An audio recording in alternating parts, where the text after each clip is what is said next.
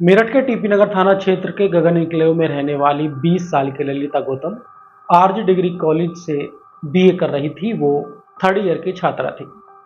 उसके पिता टेलर थे। परिवार में उसकी माँ, एक बहन और एक छोटा भाई था। ललिता पढ़ लिख कर टीचर बनना चाहती थी और परिवार का नाम रोशन करना चाहती थी। सब कुछ ठीक चल रहा था। बात 15 मई 2026 की है। 15 मई को ललिता का राजनीति शास्त्र का एग्जाम था। सुबह करीब 8 बजे वो घर से एग्जाम देने के लिए निकली, लेकिन देर शाम तक भी घर वापस नहीं लौटी। परिवार को चिंता हुई तो ललिता की सहेलियों और कॉलेज में फोन करके जानकारी की गई तो पता चला कि ललिता उस दिन कॉलेज ही नहीं पहुंची। ये सुनते ही परिवार के पैरों तले की जमीन खिसक गई। आखिरकार देर शाम टीपी नगर थाने में गुमशुदगी की रिपोर्ट दर्ज कराई गई, लेकिन हैरानी की बात यह है कि अगले 2 दिनों तक भी पुलिस ने इस मामले में कोई ठोस कार्रवाई नहीं की और आखिरकार 17 मई को रोहटा थाना क्षेत्र के उकसिया गांव के जंगल में ललिता का शव एक ईख के खेत से बरामद हुआ।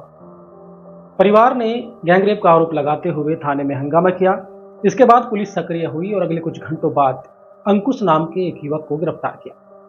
अंकुश कल्याणपुर गांव का रहने वाला था और मेरठ कॉलेज से बीए कर रहा था। पुलिस पूछताछ में उसने बताया कि उसका ललिता के साथ करीब 2 साल से प्रेम प्रसंग चल रहा था, लेकिन अब ललिता किसी और से बात करने लगी थी। इस बात को लेकर के उसने ललिता की हत्या की।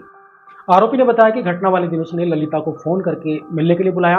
इसके बाद उसको अपनी बाइक पर बैठाकर उकसिया गांव के जंगल में पहुंचा। यहाँ एक खेत के किनारे बैठकर दोनों ने काफी देर तक बातचीत की।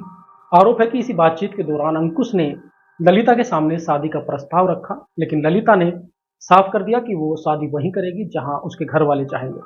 ये सुनते ही आरोपी अंकुश बिफर पड़ा और उसने ललिता के हाथ से उसका मोबाइल छीन लिया। आरोप है कि ललिता के मोबाइल में किसी दूसरे युवक के साथ बातचीत की चैट थी। यह देखकर आरोपी अंकुश और भड़क गया और इसी गुस्से में उसने ललिता के दुपट्टे से गला घोंटकर उसकी हत्या कर दी और मौके से फरार हो गया। हालांकि आरोपी के इस दावे को ललिता के परिवार ने झूठा बताया। उन्होंने कहा कि आरोपी पिछले कई साल से उनकी बेटी को परेशान कर रहा था। करीब 2 साल पहले उसने बेटी का अपहरण करने की कोशिश की थी। इस मामले में उन्होंने पुलिस में शिकायत दर्ज कराई थी, लेकिन तब समाज के लोगों ने मामले में समझौता करा दिया था। खुद सीआरपीएफ में तैनात अंकुश के बड़े भाई अंकित ने खुद जिम्मेदारी लेते हुए कहा था कि आगे से उनका भाई उनकी बेटी को परेशान नहीं करेगा।